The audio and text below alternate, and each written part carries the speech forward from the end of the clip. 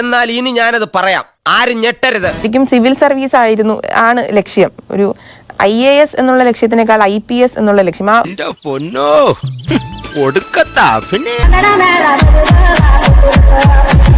ഇതിനിടയിലിതാ save university campaign committee chairman R. Sasikumar ചില കാര്യങ്ങൾ വെട്ടിത്തുറന്ന് പറഞ്ഞിരിക്കുകയാണ്. സെക്കൻഡ് സെമിസ്റ്ററിൽ മലയാള ഗദ്യ സാഹിത്യത്തിന് 7 മാർക്കാണ്.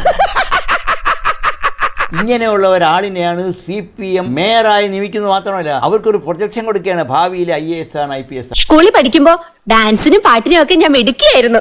സമൂഹ ഗാനം വരെ ഞാൻ ഒറ്റയ്ക്ക് പാടിയിട്ടുണ്ട്. അവരുടെ വിദ്യാഭ്യാസ യോഗ്യതയുമായി ബന്ധപ്പെട്ട് മാർക്ക് ലിസ്റ്റുമായി ബന്ധപ്പെട്ട് ഉള്ള അന്വേഷണങ്ങൾ, അതിൽ കണ്ടെത്തിയ കാര്യങ്ങളാണ് save university campaign committee chairman R. Sasikumar അക്കമിട്ട് നിരത്തുന്നത്.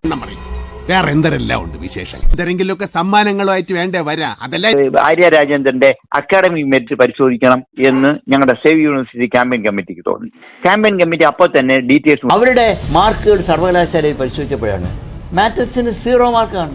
അടങ്ങി ഒതുങ്ങി വീട്ടിലിരിക്കേണ്ട പെണ്ണുങ്ങൾ ഓരോരോ വേഷം കെട്ടലുമായിട്ട് അഴിഞ്ഞാടി നടക്കുന്നതുകൊണ്ടല്ലേ ഈ കോളേജിൽ പഠിച്ചുകൊണ്ടിരിക്കുന്ന 20 വയസ്സിന് താഴെയുള്ള ഒരു പെൺകുട്ടിയെ മേയറാക്കുന്നത് നഗരമാതാവാണ്. ആദ്യം അല്പ അസൗകര്യം കാണും, പിന്നെ അത് ശീലമായിക്കോളും. ഇപ്പോഴാണ് മനസ്സിലായത്. +2 കഴിഞ്ഞതിന് ശേഷം LBSൽ എഞ്ചിനീയറിംഗിന് ചേർന്നു. എഞ്ചിനീയറിംഗിൽ 1ാം സെമിസ്റ്ററിന്റെ കംപ്ലീറ്റ് ചെയ്യുന്ന മുമ്പ് തന്നെ പഠനം അവിടെ ഉപേക്ഷിച്ചു.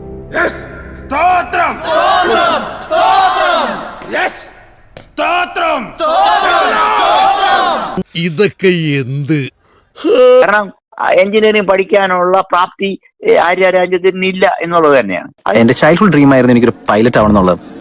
എന്റെ പോപ്സിന് ഞാൻ ഡോക്ടർ ആവണമെന്നായിരുന്നു ആഗ്രഹം. അതിനുശേഷം ആർട്സ് സയൻസ് കോളേജിൽ മാനേജ്മെന്റ് കോട്ടയിലെ ആവാൻ സാധ്യതയുള്ളൂ. എന്തായാലും മാത്തമെറ്റിക്സിന് അഡ്മിഷൻ വാങ്ങി.